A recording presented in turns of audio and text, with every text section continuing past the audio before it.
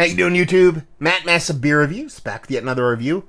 New brewery time. It's like new brewery time all the time around here. It seems like close new brewery to me time. That's what I'm talking about. Form of Highrail Brewing. It has a name, but they just wrote Hazy IPA on here.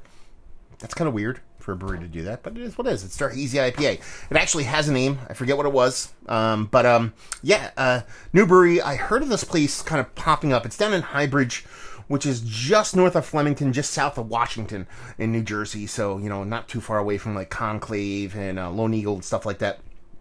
I heard about them opening a while ago, and then the last time I was down in that area, it's been a while, I kind of checked, and I was like, hey, they weren't really open yet. And then me and the wife and Taco, the new dog, and Mika wanted to go for a day trip today. And we were going to go to a cidery. There's a cidery down there that's quite nice. They have food, and it's outdoors, and you can bring dogs. So I was like, okay. I'm like, let's pop by this place to pick up a growler, because it was all indoor tap room, and Jersey's kind of weird, so I didn't think they allowed dogs, but walk in, lo and behold, I can bring my dog. So we sat there, had a couple drinks, and I dug it. I liked it. It was your typical kind of tap room, a lot of reclaimed wood, Edison bulbs, that whole kind of thing that you see in pretty much, build your own tap room kind of thing. But the beers are quite nice. They had a couple on, and this is the one I ended up coming home with. So let's dive into sucker. Now, what makes this beer the reason it comes home with me? Is that Yoda? Did I just go Yoda there? Speaking in a really weird way. It's a hazy IPA, but it's also sub 5%. It's 4.9%. You know about me. I love me some low ABV hazies. And this one is part of the low ABV club. Let's see if she's part of the love club.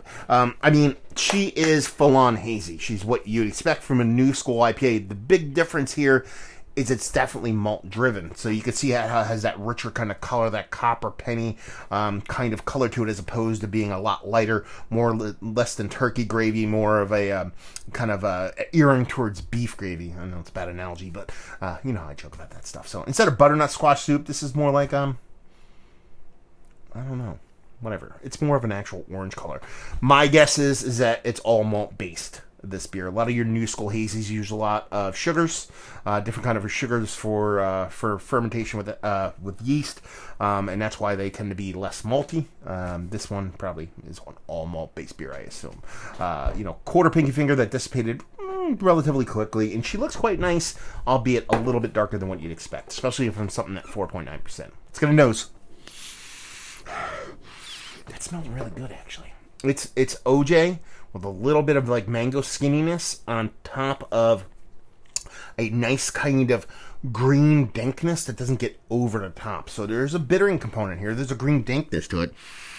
And you get that nice rich melon character. It's actually going more to melon now on that second huff than it did kind of citrus. The citrus is still there, getting your mango melon kind of combination in there. And there is a nice sweet maltiness to it. It's malty. It's not overly malty. It's not like very kind of descriptive malty, not like caramels or anything like that, but it's got a decent malt base to it.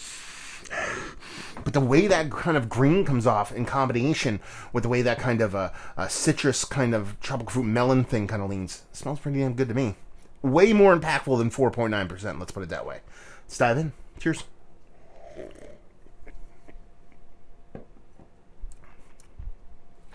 That's a good beer. Yeah, that's not too bad. Really impactful. Really impactful for 4.9%. It's got to be gobs and gobs of hops in here. You get a little bit of green hop burn very, very lightly, though. For its ABV and how hefty these hops are coming in, I have no problem with that whatsoever. It could be hyper fresh for all I know.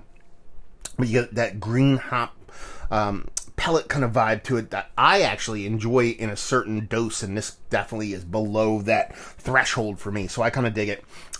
That melon character kind of leads the way. The citrus drops off a little bit while it's still there. I get that kind of more tropical fruit / melon character in the taste, and it is malty. There's a distinctive maltiness to it, too. It's not as generic as the nose would lead you to believe. It does.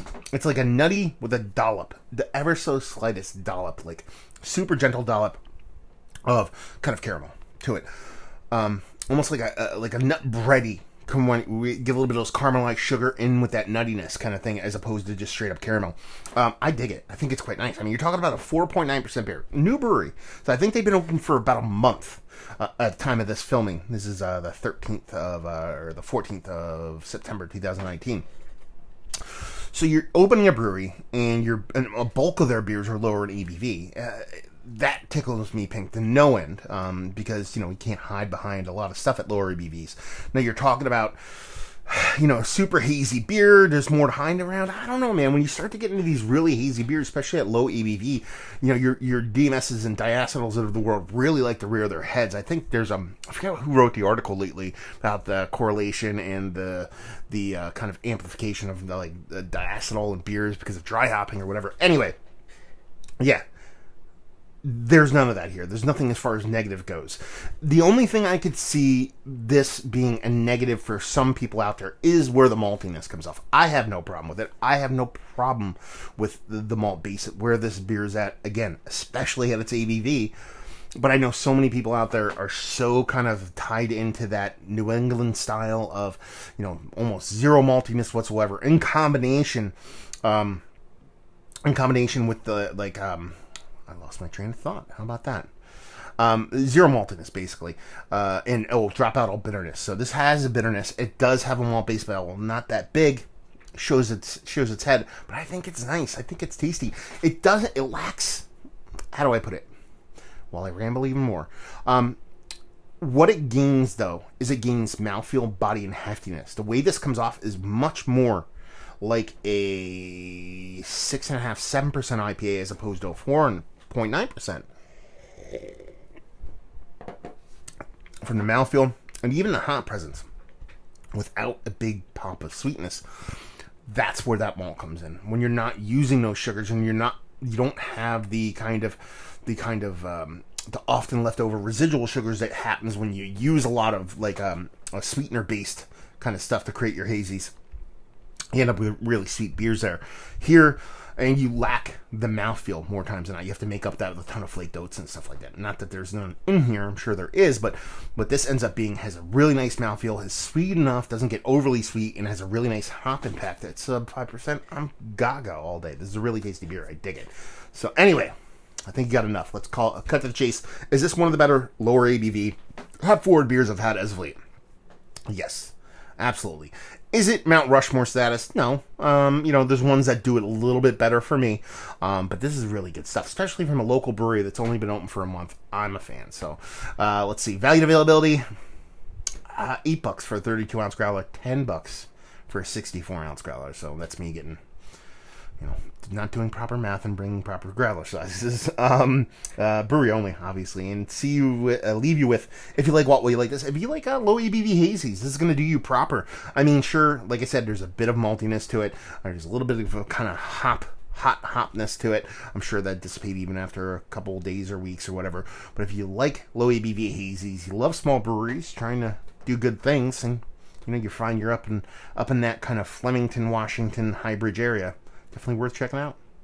So there you go. Another review in the books. Hopefully you guys enjoyed it. Down there if you want to talk about it. Massive Beers if you want to check me out doing the social media stuff. Beer Massive if you want to check me out doing the whole podcasting thing. And hopefully you guys enjoyed the review. Hopefully enjoying a nice little hazy right now. And hopefully see you next time. Cheers.